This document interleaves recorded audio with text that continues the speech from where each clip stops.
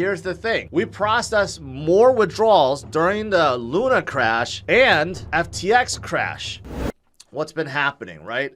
Over the last few days, CZ has said, or Nansen, who is a firm that's been looking at all the addresses from these major exchanges, right? Kind of said, well, there's a lot of withdrawals, 3.5 billion worth. Binance's CEO CZ said, you know what? Yes, we did have large amounts of withdrawals, but things have stabilized, right? And here's the thing. We processed more withdrawals during the Luna crash and FTX crash. Okay, so even though this may seem like it's really bad how much withdrawals happened over the last week or so, this is nothing compared to the fear levels that we had in general when Luna first collapsed, right? And when FTX collapsed. So it's actually pretty normal. And CZ has also said, you know, we're the biggest dog in the game.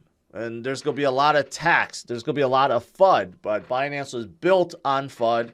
And we will continue to move forward no matter what. Right? So that's the right mindset. He's not hiding anything. Right? Not doing anything shady. Well, not that we could tell right at this point. Right? But Binance has been around since 2017. They had their issues. Binance has been hacked before. Okay, but they made everyone whole. They did recover. Well, they didn't recover, but they paid out everything. They promised they would. They have their own safe fund.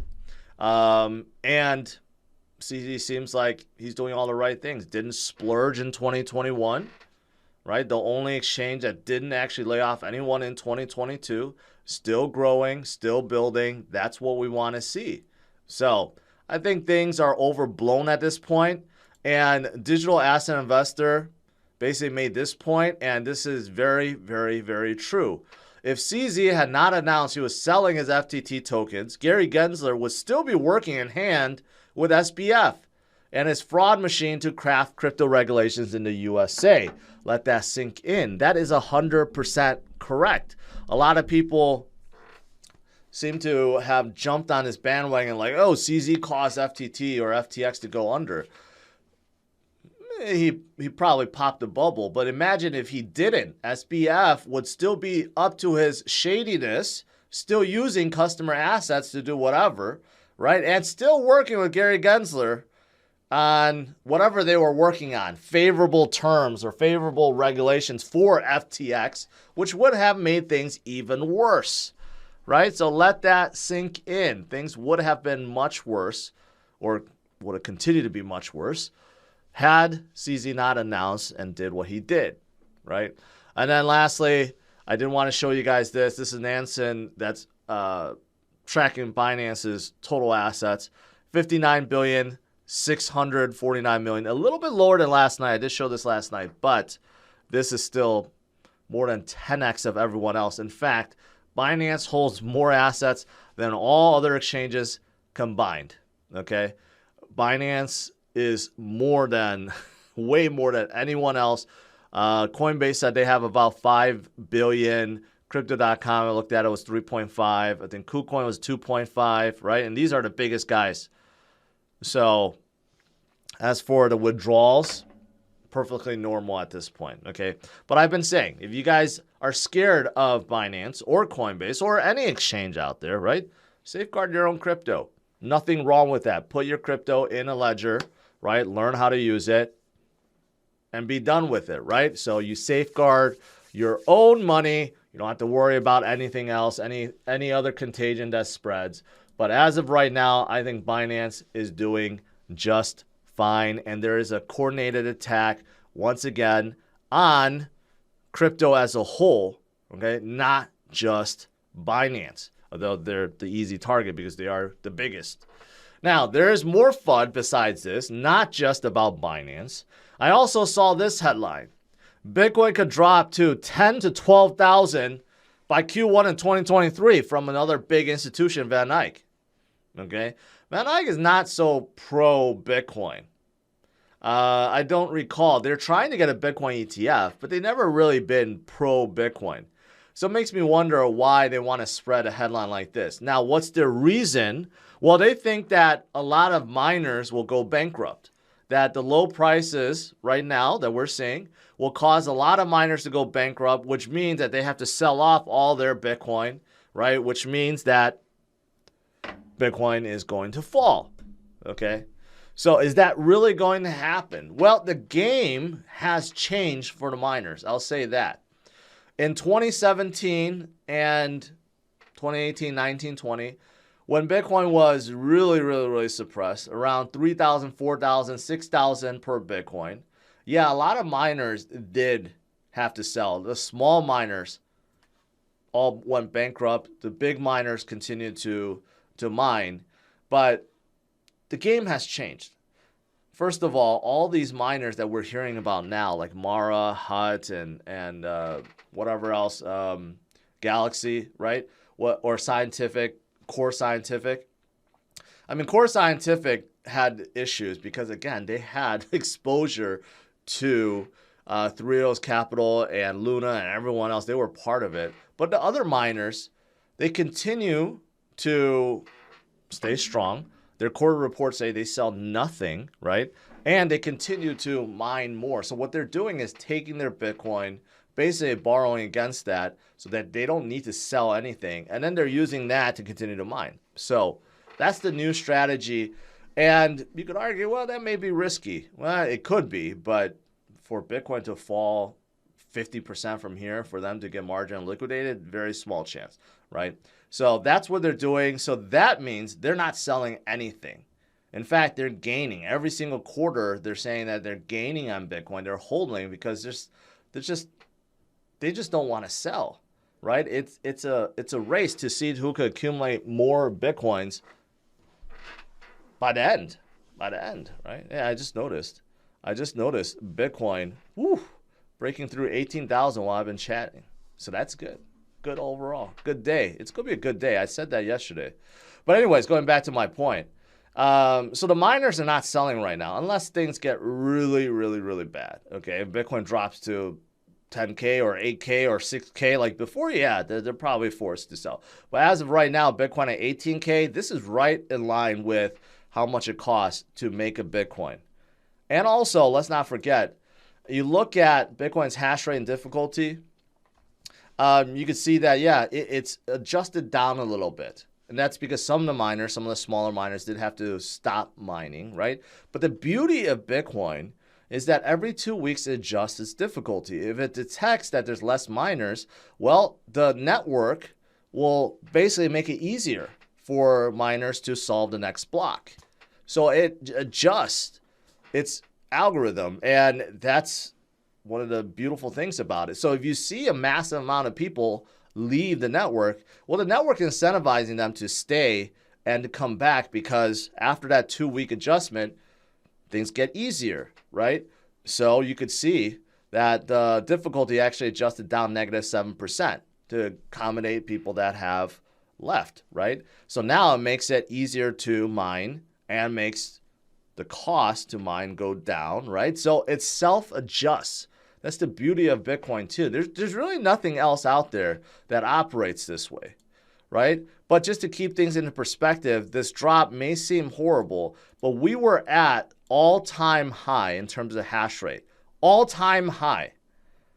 Despite Bitcoin being at 17K, right? We were at all-time high just last week or just a few days ago. That shows you how things have changed. The miners are not going away at all, right? Even though the small ones maybe, but the large ones continue to mine and add, and that's what we want to see, right? Bitcoin is the only, there's not many proof of work coins left, but Bitcoin is the only proof of work coin where the price trails the hash rate. Always been like that. Bitcoin's hash rate has always led the way, and then the price catches up, and then there's a deviation, and then it catches up once again. But the hash rate continues to go up because, again, it's a race to the end to see who can accumulate the most Bitcoin they can. That's exactly what's happening. Hey, man, look at this. Bitcoin broke above its recent high, 18.2, looking good. Yesterday I did tell you guys, hey, if we could break that 18 mark, 20K, 21K could be right around the corner, and today could set things off in a big way when we have the FOMC meeting. So let's talk about that next. So we do have that conclusion of the FOMC meeting and the press conference right around 1:30. I think it's the press conference, and I love streaming those with you guys. I love the comments, so I'm going to be doing that once again. Okay, so at 1:30 I will be streaming once again, Central Standard Time. I think it's 2:30 Eastern Time. But what is Powell going to do? I think he's going to come out being very, very dovish. He's going to say, no, we can't pivot yet. Okay, I'm going to tell you exactly what he's going to say.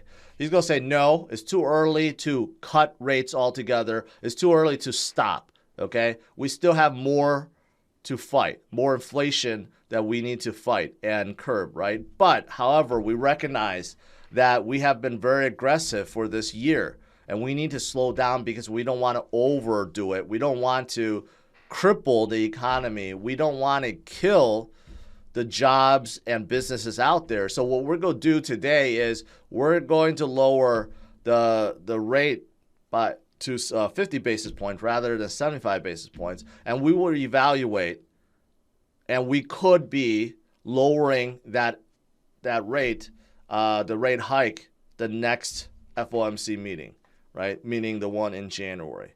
And he's going to say we're doing this because we see inflation coming down, slowing down. We're seeing the economy soften, right? Housing is softening. Demand is softening, right? Jobs is softening. So that's exactly what he's going to say. Word for word. No, I'm just kidding. I'm kidding, but, that's how I think it's going to go. And I think after he says it, the markets go rally hard, and it's going to push Bitcoin up with it. So that's what I'm anticipating. I could be wrong, but either way, tune in.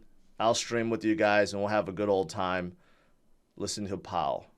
And speaking of which, speaking of inflation, this is also good for those of you guys in the UK. Inflation actually dropped a little bit. It was sky high, 11.1%, and it dropped to 10.7%, which is a bigger drop than anticipated in November. So not only the US, UK is seeing inflation come down a little bit, of course, still much higher than the US, and UK's energy prices are still way higher because of what's going on in Europe. But still, that's encouraging as well, right? In 2023, if we see nations around the world get a grasp on inflation, right, and we see it start coming down, well, that's good overall, and then we could avoid a nasty global recession, right? So we'll see. We'll see. What else is going on today? Well, of course, for Bitcoin, the HODL waves are very, very low, which is good, which shows that people that got scared and sold, they did so, and we're pretty much left with the holders. That's pretty much what it says. And we are right at the level where Bitcoin usually finds a bottom and turns around. I honestly think that's where we are. I think the FTX collapse was the last straw, and I don't see any more firms that are, let's say, insolvent actually go bankrupt. I just, everyone else, all the other exchanges, right? They battle through the FUD. They've survived. Binance is going to survive. Coinbase is going to survive. I just don't know who else is out there that could actually go under. I think they're all done. So if that's the case, then we're going to recover from here. And if you look at the halving progress, right, we're 65% in until the next halving event. And usually what happens? Well, if you look at the last two halving events, that's a bottom, an absolute bottom, basically. So we have history on our side, too.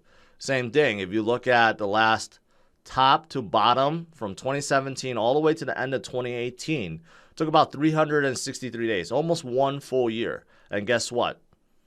From our top of 69,000 to that bottom of 15,000, exactly 364 days, roughly 1 year. So again, maybe this was the plan all along. Maybe FTX and Luna and all those guys that fell under had nothing to do with the fact that Bitcoin was just meant to go down and it's part of the cycle, and we're going to go higher now. You can make that argument, but I would say no, they had something to do with it. And then the last few things, Celsius is trying to recover almost $8 million in Voyager. So I don't know how bankrupt like companies, how they could still seek assets from other bankrupt companies. I don't know how that works, but that's something that's happening right now, I guess. I don't even know who's bidding for Voyager now that FTX is gone. Who's going to be bidding for Celsius? You know, how much is going to be given back? Just don't know at this point. There's no idea. I saw this too. Seems like President Biden received $5.2 million in donations from SBF. And some reporter asked the spokesperson whether or not he's going to be returning it. And they totally dodged the question. So I think the answer is no. But maybe because of all the scrutiny, maybe the administration has to. I don't know. But that's awkward place to be in, right?